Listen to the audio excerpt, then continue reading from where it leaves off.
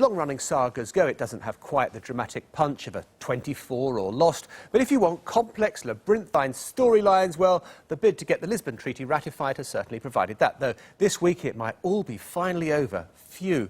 It's all in the hands of the Czech Republic. The courts there are expected to remove the last hurdle on Tuesday. Then it's up to the Czech president to sign. Well, he wasn't saying anything to the Politics show last week when we sent Max Cotton over to ask him. Mr. President, can I say hello to you? I'm from the BBC. I wanted to shake your hand. Hello to you. We talk about that. Okay. Okay. Thank you. But many speculate that he's now ready to sign up and then it's all over. The French President Nicolas Sarkozy was supremely confident on Friday.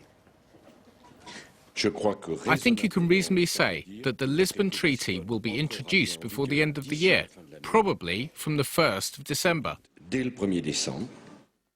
So what does this mean for politics in this country? Well, the Conservatives had promised a referendum on the treaty if the ratification process wasn't complete. But post-ratification, all they say is that they will not let matters rest. Well, I'm joined now by Nigel Farage, the leader of the United Kingdom Independence Party, and from Brussels by the Conservative MEP Daniel Hannan.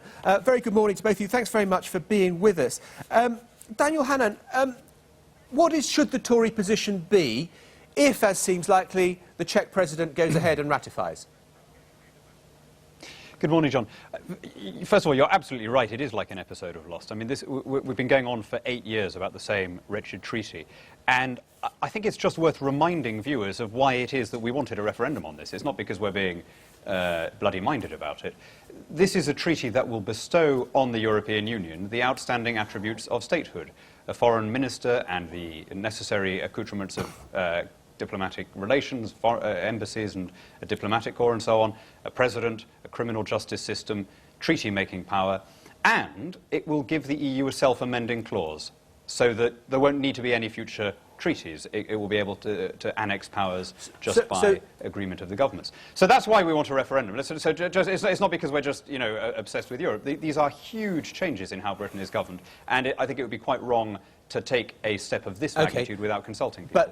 But all the mood music coming from Conservative high command seems to be, and in listening to your last answer, it may be irrelevant, where they say that any future treaty will pass laws that any future treaty would have to be subject to a referendum. But frankly, there's not much we can do about this Lisbon Treaty now.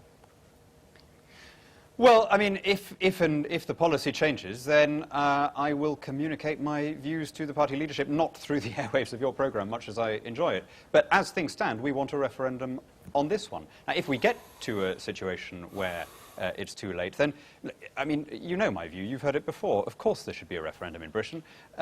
We haven't had a referendum since I was 4 years old. There have been massive changes in the nature of the EU since then, and I think people feel unconsulted. And, it's just worth, for a moment, stopping and thinking. On Thursday there are going to be bonfires all over the country, and people are going to commemorate the preservation of parliamentary rule against a terrorist attack. I wonder what the MPs of those days, of 1605, would say if they could be transported forward to our time and see a successor parliament handing away its prerogatives, not as a result of a terrorist attack, or defeat in war, or a bloody insurrection, or a foreign occupation, but by its own votes. Think how reduced we are as a people. OK, Nigel Farage, what do you think is going to happen? What do you think the Tory position will emerge as? Well, it won't be Dan Hannan's position. I mean, what Dan says, I agree 100% with Dan. That was terrific. I agree with all of it. But I'm afraid Dan does not represent the Conservative Party. There isn't going to be a referendum. That's perfectly clear. This Lisbon Treaty will be signed within the next couple of weeks.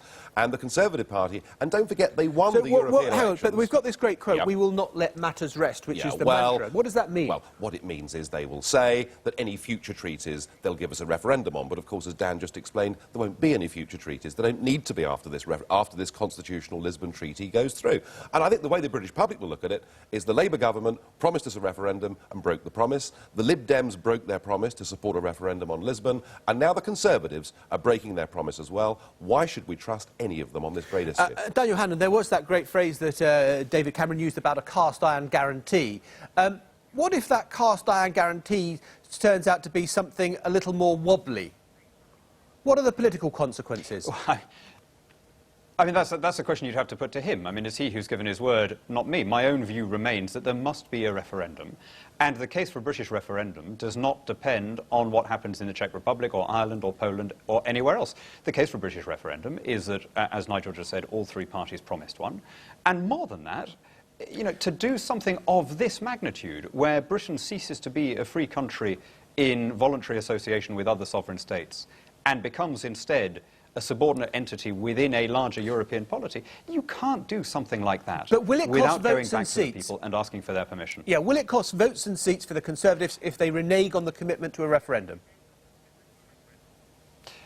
I mean, you know, it's not my job to look out for that. That will be decided at a higher pay grade than mine. But I don't Yeah, think but that you're we a will pretty get there, influential because, as you say, payer, it's a and very you've got clear a view. commitment. You've got a view. What do you think? Yeah, I've just given you my view. I've given you my view, which is that there should be a referendum. But what would be the Now, consequences if there isn't one?